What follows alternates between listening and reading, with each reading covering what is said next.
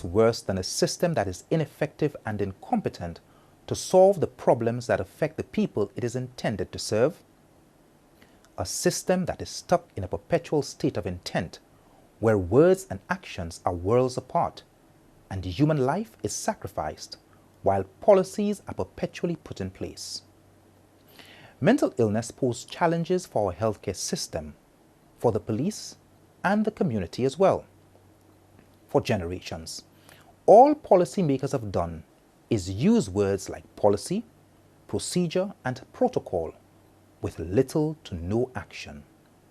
They provide police officers with the legal loophole to kill mentally ill civilians without having to face prosecution. Will this ever stop?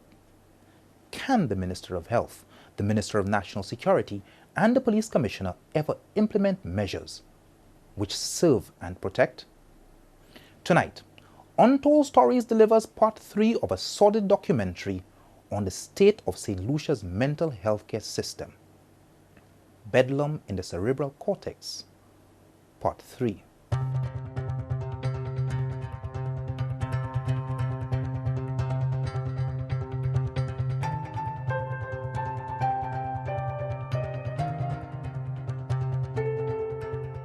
In part 1 of the series Bedlam in the Cerebral Cortex, we met Teresa Mangal, mother of 2 mentally unstable children, 43-year-old Andrew Horace Mangal and 50-year-old Hamlet Mangal.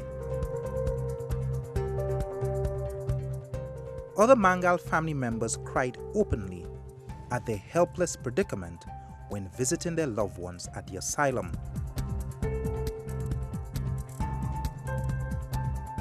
Hamlet was able to take us from the first draw of high-grade ganja to multiple visits to the mental hospital.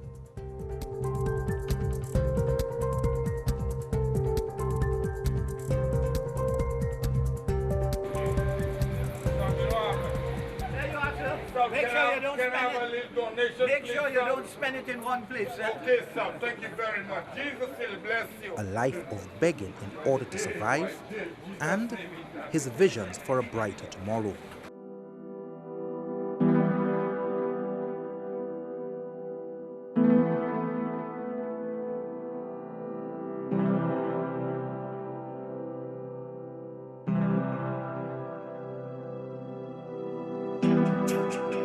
The notion of caring for mentally ill family members can be a mammoth responsibility for other members of the family. From administering medication to unwilling sick adults, to multiple phone calls to the police, and of course, in standard operating procedure of St. Lucian law enforcement, both of the Mangal brothers have been shot. There have been many complaints about the police, the use of force, especially when it comes to people with mental issues. Considering you have 2 brothers, both of whom have been shot, what is your advice? Over the years, I have dealt with the police on numerous occasions. I think sometimes the police were sick of hearing us calling and asking for assistance. And over the years, I have come across some very humane police officers, things that might surprise St. Lucians, especially given the fact that they are SSU officers, who might find it hard to believe.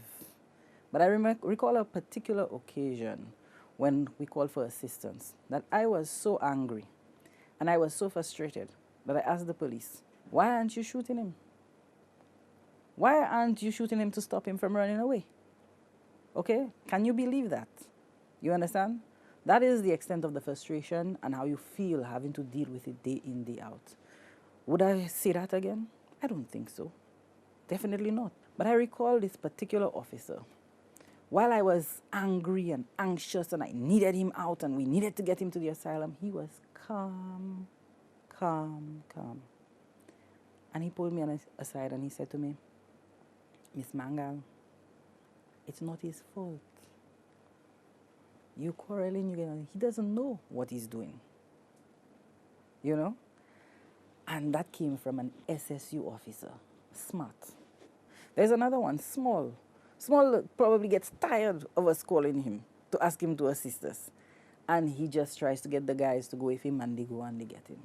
The police are not equipped to deal with mentally ill patients. The Mangas have been extremely lucky that their two sons have so far not succumbed at the hands of the police.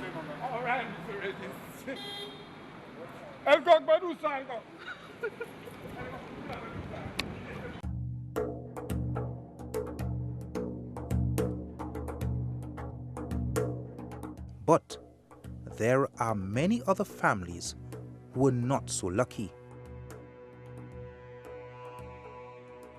When the police patrol, police are still trash. The police just cranked their gun and I standing up right there saying, don't kill my brother, don't kill my brother.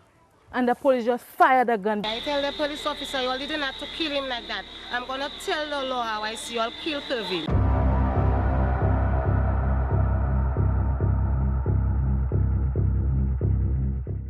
To fully understand the catalyst which sparks off violent and deadly encounters between law enforcement and psychiatric patients, we must first dissect the cogs of the human brain. And I'll tell you why. Imagine for a minute that you woke up one morning and everyone around you was looking at you, that like they wanted to hurt you. You go out into the streets and everyone is looking at you like they're about to attack you and they're here to harm you. And then a group of persons approach you wearing uniforms, and you see that they're carrying weapons or something that can injure you. That is a terrifying experience. It may be absurd for you and I because it's not our belief that persons are out to get us. For someone who has that type of delusion, it's terrifying. Even though they may be family members trying to assist, their actions would be misunderstood by someone suffering from schizophrenia. And therefore, it really requires delicate handling, and you need a professional to come in to train the family how to approach and how to coerce their relatives to complying with medication. Let's take it one step further. A schizophrenic patient is having these delusions. The family can't deal with the person, so they call the boys in blue, or in our case, camouflage. Run us through scenarios that you've seen, and also how could these scenarios be handled differently? I must say that, and you would understand, if someone is afraid, their judgment would be clouded biologically, so that their reaction will become very impulsive once they are afraid. From the standpoint of officers coming in, if they are not trained in assessing that type of situation to determine whether or not they are in fact dealing with someone who has a mental illness, if they are not trained to look for certain signs, incoherent speech, agitation, if they are not trained to do that, they will misread a situation. The next step would be in assessing the level of risk that the individual is causing. If there isn't significant risk to the individual, to family members, if there's no destruction of property, then the level of force that you use to detain that individual, of course, would be a lot less. Practically, you have a schizo in an alley, 2 rocks in his hands. The police approach him, guns drawn. Why would guns be drawn? If you ask the individual to state their name, what year is it, what month are we in, and they're unable to tell you that, then clearly that person's judgment, that person's mental state is not that of a normal person. If that is the case, then drawing your gun would not help the situation. Because clearly that person, 2 stones in their hand, is because they feel like they're going to be attacked. And therefore they are willing to defend themselves. If you draw your gun, it's going to escalate the situation. But you have a dilemma here. Yes. The person is in a state of delusion and a state of fear. Yes. Now, their actions put the police officer in a state of fear. Yes. He is trained to take down that suspect Yes. who is posing danger to him and other people. Yes. They are about to clash. What can be done from the police standpoint and the family standpoint to de-escalate that situation? If the individual is a known individual in the area who suffers from a mental illness, and the police receive a call that this individual, so hear me clearly, there should be a process where persons suffering from that type of mental illness, they are recorded somewhere. If there is a psychiatric team in the neighborhood, they would be aware that this person is in that neighborhood. And therefore, medication and all of that would be administered because you have this team there going in. The point I'm making is these situations can be avoided even prior to that altercation. That's the point I'm making, even prior to that. The situation that you're giving is a last resort. That is what happens in the absence of everything else. Theoretically, it's a last resort. Yes. Practically in St Lucia, there is no other avenue. We kid ourselves and we say, oh, it's true. It's not the truth. There is no other solution. So, man with a gun, man with a rock. At that point, what, if anything, can be done? Get a professional. In the absence of a professional in that situation to solve Train the your problem. officers. The police respond because they are afraid and they don't know what to do. And believe it or not, it is as terrifying for the officers as it is for the patient and as it is for the families. Well, statistically, they go home to sleep. The mentally ill, they're carried away in a body bag. Yes. And this has gone on for 30-odd years. Yes. But What will it take for that situation to change? like I said, training. You can't expect someone to do better if they don't know better. You can't expect officers to be different and act differently in their capacity if they don't know how to. If the officers are not trained, you can't expect them to respond differently. Run us through an ideal scenario to solve these problems once and for all. I'm not saying that people won't fall through the cracks, but the ideal situation. Like I said, I think in St Lucia we need to be a bit more proactive. And you have a number of these situations happening. But if we were to put measures in place, then the number of these situations would significantly decrease. And it starts with policy. I think there needs to be decentralization of mental health services in St Lucia. And that would mean within each community you have a psychiatric team that would monitor and support families. If that happens, in addition to training for your officers, if that happens and there is a complete and holistic change in persons' perception of mental illness in St Lucia, then the chances, I'm not saying it will not happen, I'm saying the chances of these things happening would significantly decrease. If the Minister of Health, the Prime Minister, the Police Commissioner, the policymakers were listening to this documentary, what would be your advice to them, considering your clinical background? I know that a lot is being done to improve the services of mental Really, health. Miss Nelson? Yes. Really? In St. Lucia? Not enough, but yes, I believe so. And yet people are killed. And yet people are killed. Yearly. So we are dropping the ball somewhere. No, we're not dropping the ball. We're killing mental patients. Let's say it as it is. Yes, and it is indeed unfortunate.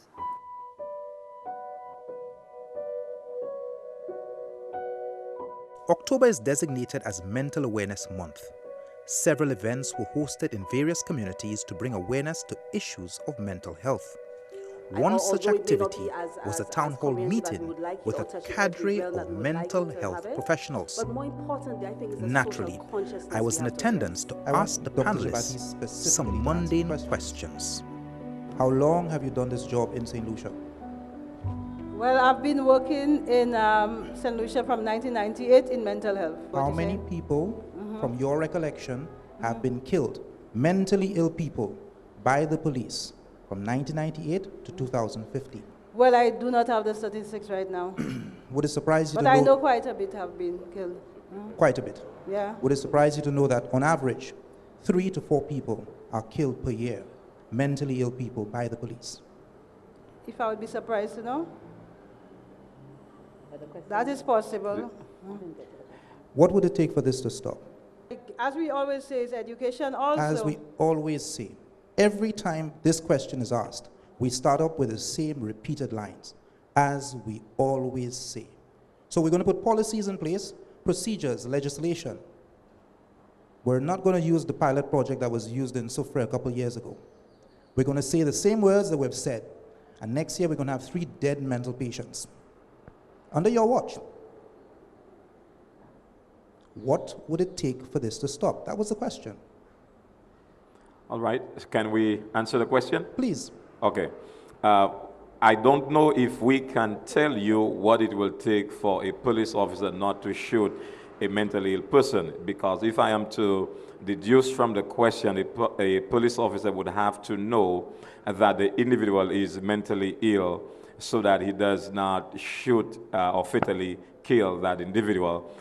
So I'm assuming that we would need to work collaboratively with the police, provide sufficient training, provide information that will help them identify individuals, have a system in place that will, I think it may fall under collaborative governance, where everything can fall in, where the police can have an information system that can speak to that sort of need. Dr. Bray, would it also surprise you that a newspaper of 1988 said the very same words that you're saying? Would it surprise you that a newspaper from 1992 said the very same things that you're saying? Would it surprise you that in 1995, the newspaper said the very same thing? We're in 2015, Mandy Louise is dead. Christopher Severin is dead. The Joseph boy in Viewfort, in Sufre this year, is dead. Simon Gabriel is dead. But you know what? We say in the future, we will make some changes. We say the use of force policy has now gone through Parliament. But we don't say what's going to happen in Sufre. We don't say what's going to happen in Babono or Grosely. We don't say what should be done with the Ministry of Health, the Police Department, the 2 ministries coming together to solve this problem. Dr. Jabatis, what would it take for this to stop? I would direct the question to Mrs. Edmonds, please, from the Ministry of Health. I think that I don't know if you were here earlier, but I think you're raising a very valid point. And I think the evidence that you're showing is actually the failure of the system. And you're raising it in a very strong way. We're not here to, I don't think this panel discussion is here to hide and to present the sugar coating on anything. You have highlighted, if we were to look at outcome, you have highlighted a result that is a demonstration of a failed system. Bottom line, it's a failed system. The time has come for it not to be business as usual, because we're not sitting here accepting any of these deaths, but it has come to a point where it's not business as usual, and we need to see that concerted effort signed off on and implemented. All right. We have 5 more minutes, and we need to end, so if you wrap up the question. The question still has not been answered, you know. The question truly has not been answered by the ministry and, of course, not by the doctor. The question has not been answered. And the scary thing about it is that I hear your words, but I've read your words in black and white. And there appears to be no change in sight. It should have changed in 2008.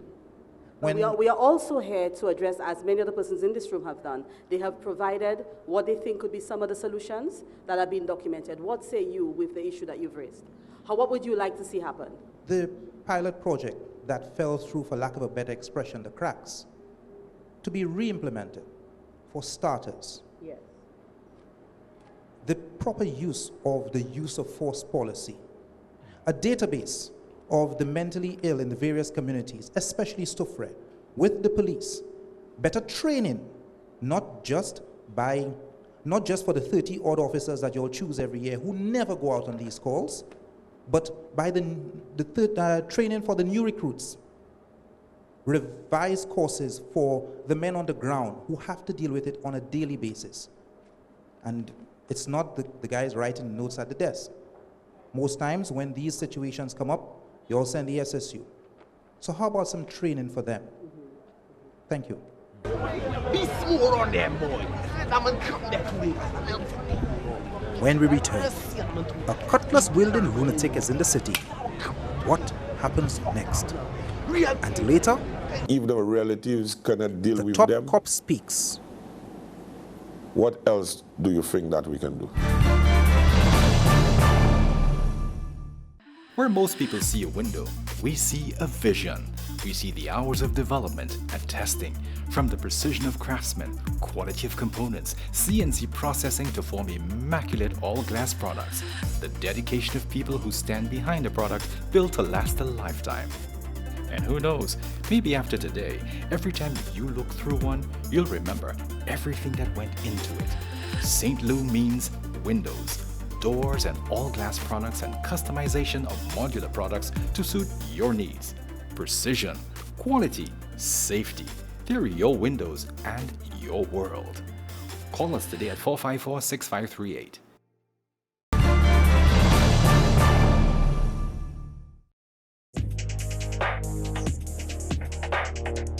Put down the knife. There are contending schools of thought as it relates to handling the mentally ill. The British system and the American system. Put it down! Put it down! Put it down! Put it down! Put it down! Put it down! Get on the floor!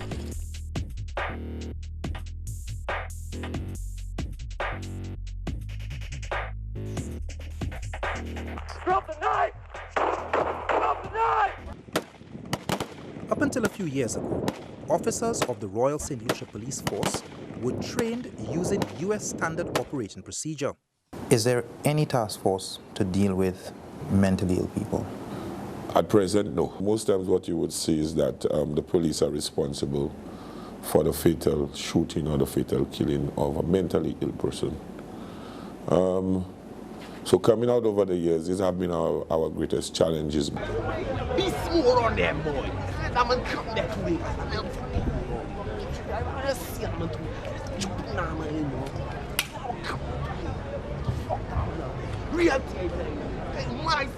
When you get a call that there is a mental person that is causing disturbances, the first thing that comes to your mind as a police is life and the threats towards life and property, because we have seen that before.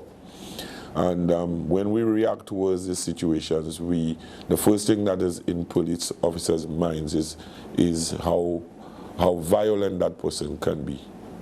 And safety comes first. What is a standard operating procedure when you get a call that a suspected mental patient is causing a ruckus in the community?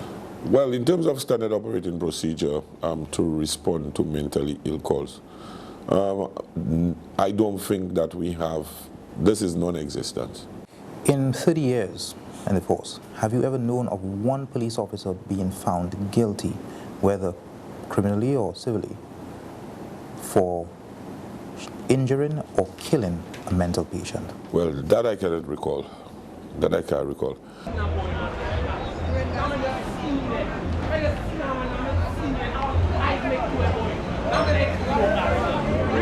we have had some very violent scenes where police officers are called to disarm mentally ill persons who have cutlasses and are behaving in an erratic manner.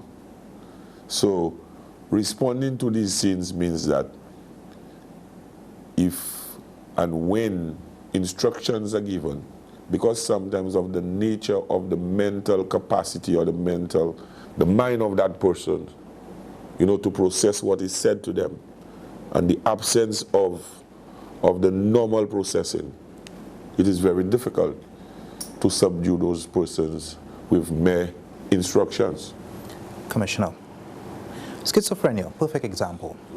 Condition of the mind that puts you in a state of delusion and hallucination. Many schizophrenics believe that somebody's out to get them. To get them, yes. They're walking on the street and a police van stop, and in their mind, oh my God, they're coming to get me. So they take off. Police officer chase them. They end up in a confrontation in an alley. They pick up 2 rocks to defend themselves. They are defending themselves. Exactly. The police officer now responds to that as a threat against him. The situation, 90% of the times, ends up fatal. Fatal. We've seen that one too many times. 2015, how are we going to solve that problem? Well, 2015, we're trying to solve it because at present, the Ministry of Health is working in collaboration with us to develop guidelines and an SOP to be followed in dealing with mental persons. But Commissioner, would it surprise you if I told you that the newspaper of 1988 said the very same thing? Yes. 1992, there was a killing. There was the very same thing. Cox on the Mon and his uncle's eye, there was the very same report. Should I remind you of the Carl Hudson Phillips report with the shooting of Mangal? That was before your time. Yeah. But this is how long the chorus has been sung. But I can tell you positively that a document is being worked on. I can tell you that. So, a document is being worked on, but in the meantime, people are dying. Well, the other good thing about it is that as of last week, we had the use of force policy that was approved by Cabinet. The police have a right to defend themselves. And the police have a right to defend members of the public. And if the relatives cannot deal with them, what else do you think that we can do? And the people who are responding are untrained to deal with these situations, correct? Well, they are police officers. Who are not trained to deal with the mentally ill, Well, correct? I will not say they are not trained. We are not equipped to deal with the mentally ill. Because if you say not trained, I would dispel that, because I think the Wellness Center does well enough to provide us with training on a yearly basis. And I think for last year, they did 40 police officers using a module from the Wellness Center. So any of the police officers, Commissioner, any of the police officers who were involved in the shootings, Mandy Louisi, Christopher Severin, Simon Gabriel, Timothy St Lucia, any of these officers, were they one of the 30 people trained on a yearly basis? Well, those that were involved in training in recruit training, they did training in recruit training during the time that they did recruit training. Was there ever a refresher course? Well, no, there wouldn't be a refresher course. Many believe it's not your role. Well, in one way it is our role, because we are there to protect and serve, and we are there to protect members of the public. And these people, because of their levels of reasoning, we cannot leave it up to them. We have to ensure that the members of the public are safe, like I said, their relatives are safe, etc., etc., etc. Just think of an insane person with a cutlass on the center of Jeremy Street next to the Cashews Market, behaving in a really violent manner, or not even violent, just have the cutlass in his hands and using words that, you know, he's going to kill somebody or whatever the case is. Think of that. Huh? I have money for making my money. I working for your money for me. Shall I check for you? You tell me Tuesday. Friday reach I get my money at Gasa. You see I can just chop my head to the real thing. So what is our role then now? Our role is to respond to as best as possible disarm that individual and to take the person in for treatment. Over the past 30 years, a number of mentally ill people have met their death. at hands of the police. Have the police ever conducted a strategic review of these cases to ascertain what went wrong and how to prevent these situations? I won't be able to answer that question. I won't be able Commissioner, to. No. This year, let's take the last 3 years. You were in management. Yeah. Right. In the last 3 years, there were about 5 of these situations where people have died. Has anybody in the hierarchy of the force made it a point to review these cases with a view to changing some of the procedures? Well, I'm sure in the last 3 years, these 5 situations that you're talking about are 5 separate situations with separate activities. They're not, and I'm sure, I can guarantee you, they're not the same. No 2 cases are the same, now, Commissioner. At the end of the day, the whole idea about it is that our review is an investigation, you know. And when our review comes as a form of an investigation and the file is submitted to the DPP is the one that continues the review. Madness means doing the same thing continuously and expecting a different response. That is true madness the police are doing. Would you not agree? Doing the same thing constantly, accepting that there are different situations, the outcome is the same, there is no change to the procedure, but yet the outcome is the same, and we expect it to change tomorrow. Is that not madness, Commissioner? No, I won't agree. I won't agree. Because with police forces, there are standard operating procedures for everything. We just said there are standard operating procedures, there are guidelines, there are procedures. For example, when you are called to the scene of a mentally ill, you should go and do X, Y, and Z. That is what is absent. And the X, Y, and Z doesn't have much to do with the police.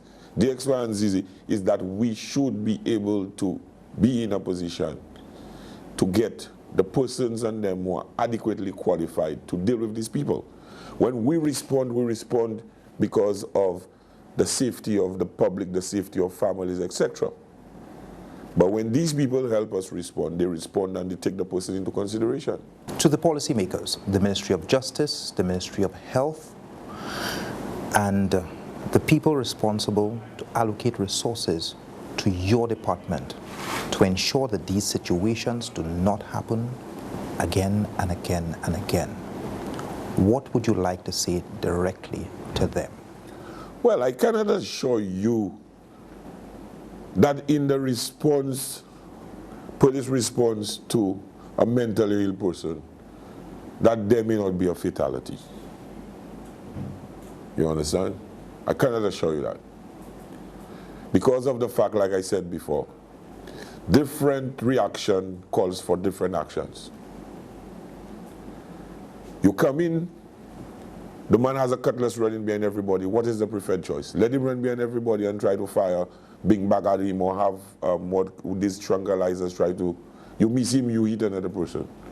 So these situations, the only thing about it is that we would be happy if we can get the help of professionals to respond to these situations along with us. We got a report of Coming up, we meet the cop who was chopped and the madman who was shot. From that end, and it was a killing coming here. So loving you is easy 'cause you're beautiful. And everything that I do, la la la la la la la la. Do do do do do.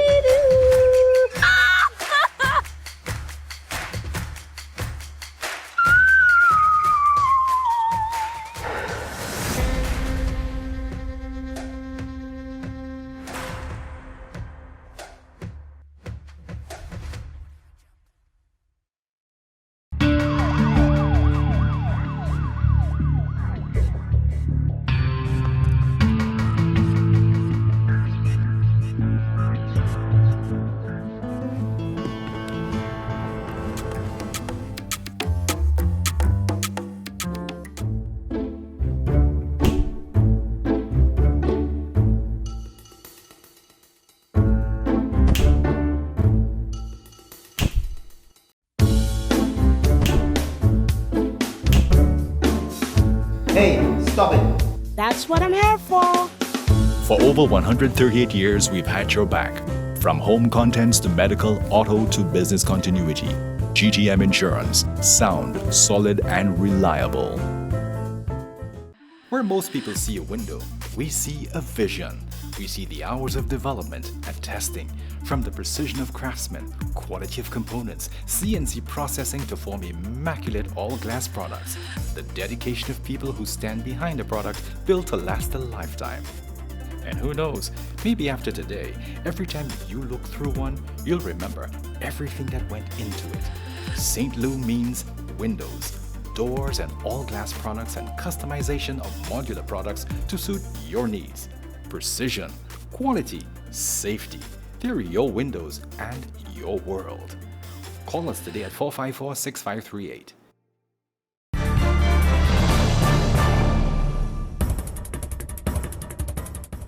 It is often said that there are more unidentified mentally ill people roaming the streets than are in the psychiatric ward. But what happens when the undiagnosed manifest?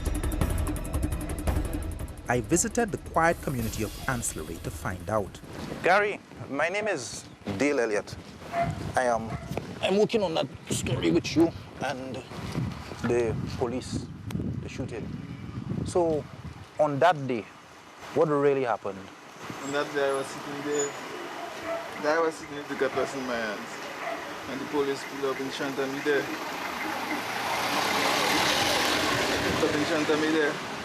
So I had the cutlass, so I get up and I make a run in the yard there. When I come out from the yard there, when I reached there, he was a shot behind me. And then I had the cutlass, so I attacked him one time with the cutlass. On that day, how were you feeling? I was feeling kind of cool. And that day, just chilling. And what caused you to start to behave violently? I was not behaving violently, I was just sharing my views. I was just sharing my views on the place, around what's happening, if people lost their money in the bank, stuff like that. How people, they expect people to move on in life and expect them to have a positive meditation. Yeah. So, yeah, that is what it was about on that day. And some people in the neighborhood said you were behaving like a real madman that day. That's true. I was not behaving like no madman that day. I just had a cutlass in my hands on the street, but I was not behaving like no madman. But you can understand why that would put somebody in fear, right? Yeah, probably, but as long as I attack them, as long as I'm not attacking nobody, you know, I know that I'm nothing, you know. So when the police came, tell me what happened. When the police came, I was sitting there. I was sitting there, the police pulled up there, the cutlass in my hands there. So I walk. So when they pull up there, tell me anything. So I make a wrong in the yard there. So when I come out back in the yard there, when I reach there, the fellas bust a shot behind me. So one time I just attacked him with the cutlass. But you knew that was police, right? Yeah, I knew that was police. So why would you attack them with the cutlass? But if he bust a shot behind me just so, why shouldn't I attack him with the cutlass? Did he ask you to stop and put down the cutlass first? No. So what was he telling you? No, nothing. He never told me nothing. He just bust a shot behind me. And what happened next? What happened next? A whole war. But tell me about the war, guys. Gary, tell me. The war, yeah, the other police came involved in it too. Yeah, so. So who were you running after with the cutlass? The police officer. And where was the van parked? You were running around the van? No, the van was parked here. When that happened on the main road. On the main road it happened. And then what happened? And then the police come. Then next police, when I was coming here, the next police bust a shot behind me too. Because he was still here. While I was on the main road, when I was coming here, he bust a shot behind me too, so I gave him a lash of cutlass in his back. Yeah, and that is what that happened. And how many times? No, go ahead. And that is what that happened, and after I just say I get shot. When I reach in the hospital, I get shot.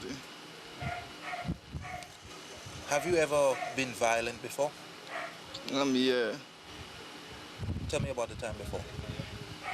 And before I have war people already. I already fight with a man and I shoot him in his chest. Why? Why? Because we had war.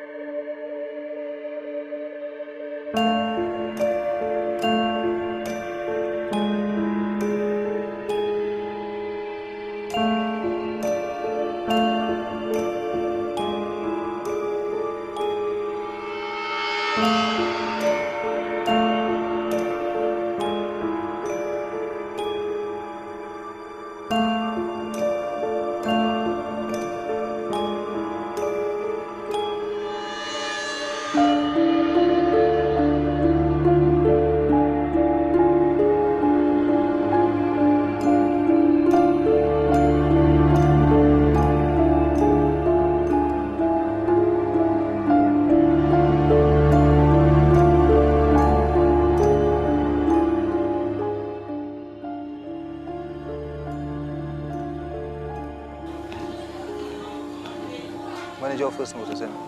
By the time we got onto the bridge there, yeah, by the time we got onto the bridge, we noticed him sitting on a chair next to the wooden building. And how was he acting?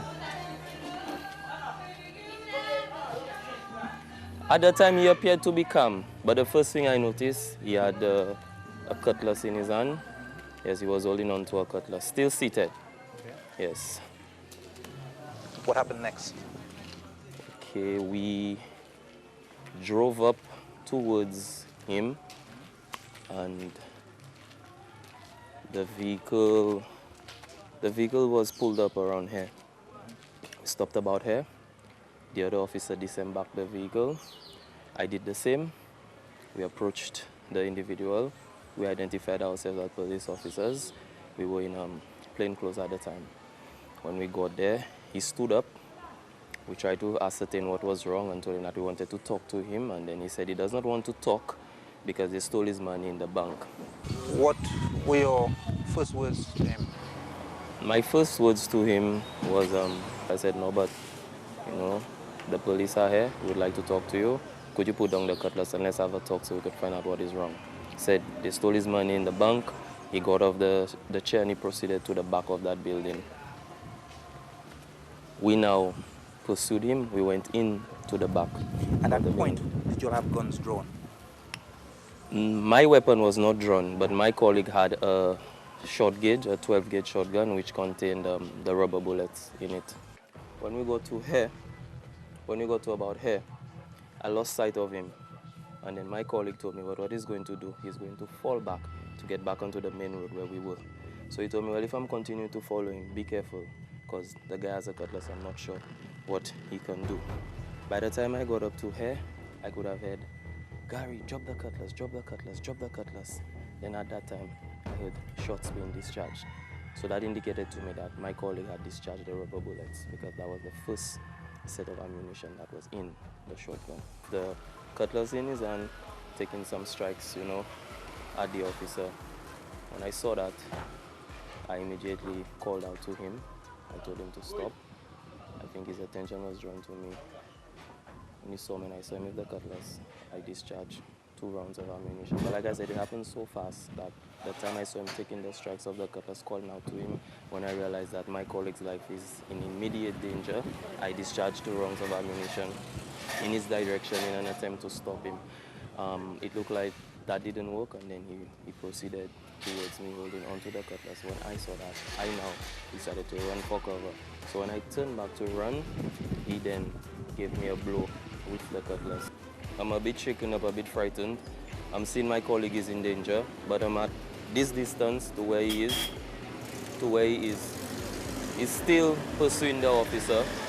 There's a crowd gathered, he's pursuing the officer. At that point, the officer discharged. I heard another 2 shots go off from the shotgun. I saw he now come closer to the officer. When the officer tried to point the firearm back, I saw him swing the cutlass. Cutlass came in contact with the officer's hand. The shotgun fell onto the road.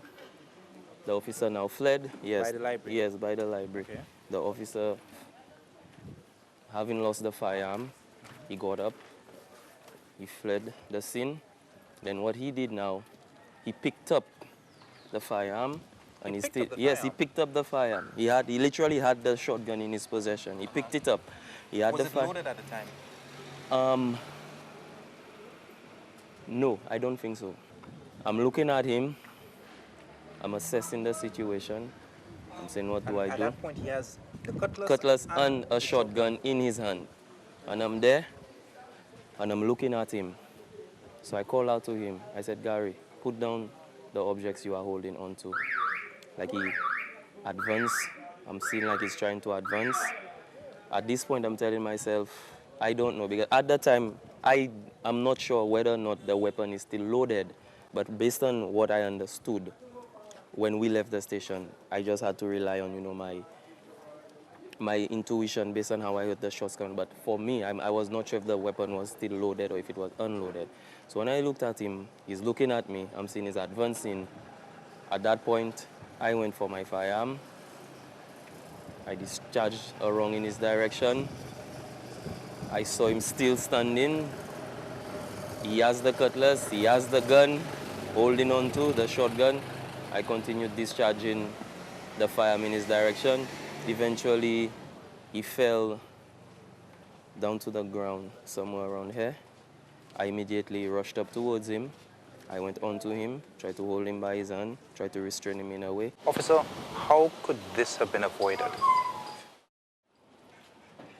Well, as I said, in my mind, the way I believe that could have been avoided, I said if there was maybe some intervention by maybe a relative or maybe some members of the public, but if they were inclined on helping, the mere fact that he was armed with the weapon and the behavior that he had already been displaying, I think that kind of made people reluctant because there was a crowd, and I feel the closest anybody came was a gentleman who I understand is either a distant relative or something. I kept on saying, man, stop that, you need to stop that. Don't make the guys hurt you, the guys could hurt you, they have guns, stop that. But he took no heed. At the When end we of the return, day, the buck stops with the don't Minister know of Health. what a police officer's thinking is.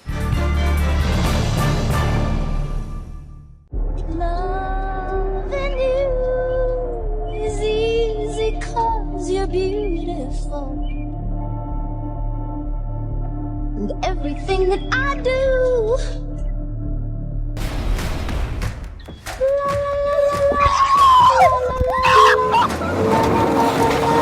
la la la.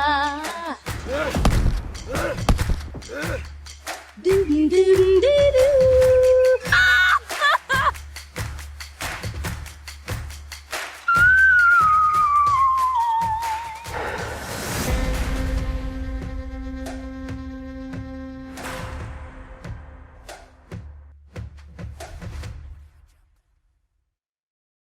Life is a series of triumphs and trials. The circle of life has all the usual certainties and, of course, the unpredictable. Just one can affect you and your loved ones. Sadly, many fail to prepare for the unforeseen. Thankfully, we've been here for over 138 years, helping you plan and recover. We offer peace of mind at that critical moment. GTM Insurance. Sound, solid, and reliable. Call us today at 458-6300 or log on to gtminsurance.net. Where most people see a window, we see a vision. We see the hours of development and testing, from the precision of craftsmen, quality of components, CNC processing to form immaculate all-glass products, the dedication of people who stand behind a product built to last a lifetime. And who knows, maybe after today, every time you look through one, you'll remember everything that went into it. St. Lu means windows, doors, and all-glass products, and customization of modular products to suit your needs. Precision, quality, safety. They're your windows and your world. Call us today at 454-6538.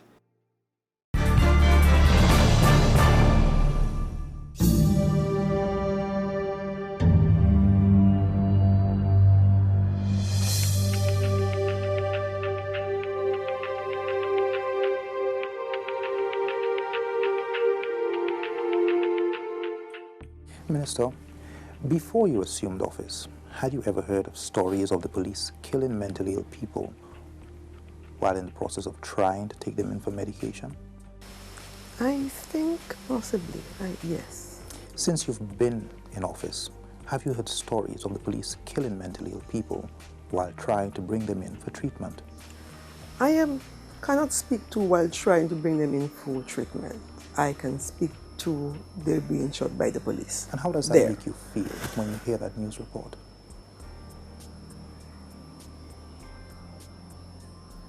I get very concerned and I get a bit anxious that there is need to do more and very quickly. As it relates to bringing in a patient for care, what model are we using? What model is your ministry using? British system, American system? We always follow the British system. However, we adopt best practices from other countries. As it stands now that we have integrated mental health into the communities, it depends on where that patient is in terms of the needs. If it's something where the family notices a new case, first stop has to be the primary health care or the health centers. The British system of bringing in a deranged person from the community, especially by the police, for treatment, ensures that non-lethal force is used, ensures that protective gear is used by the police, and a team goes out. In America, we have seen to date 497 people killed by the police this year, mentally ill people. In Britain this year, not one has been killed. Last year, not one. The year before, not one. This year alone, we've seen more than one mentally ill person killed by the police in St Lucia. The question remains, are we really using the British system? We have adopted that model of care. But of course, the process will take some time. Let me just explain this further. The teams were disbanded. Now we don't have the teams. We have psychiatric nurses spread out across the 8 health districts. We engage the police. The training has been with some officers. It must be all officers. There are officers and police stations around this country who deliver that service to vulnerable people. We're not disputing that, Minister. Yes. The difficulty that St Lucians, and me in particular, the difficulty I have with this is, it's all good and well to speak in the future. You've been in office for 4 years. This has bothered you from before you got into office. You spoke of the rally, the march. 4 years later, we are still with wishful thinking, with only 30 police officers per year being trained by your ministry. 30 police officers for 65 so far. 65 officers thus far, over 4 years. Sufficient? The training started, like I indicated, with the onset of the mental health policy that was done in 2013. And then we started rolling out the plan for mental health. So that was part of the process of rolling out the mental health plan, the model of care, the strategic plan for mental health 2014, 2019. Minister, I hear your words, but I've also heard these words so many times. I've read these words 1988, 1992, 1995, 1997. I've read these words 2015. We keep saying the very same things, but people keep dying. Has your ministry met with the Commissioner of Police and filtered information to him that would allow him and his troops to do it differently? I can't speak to 2008, 1998. I can't speak to this period of time. I can speak to what has happened in my tenure. In the last 4 years, have you had a discussion like that with the Commissioner of Police? My technical team,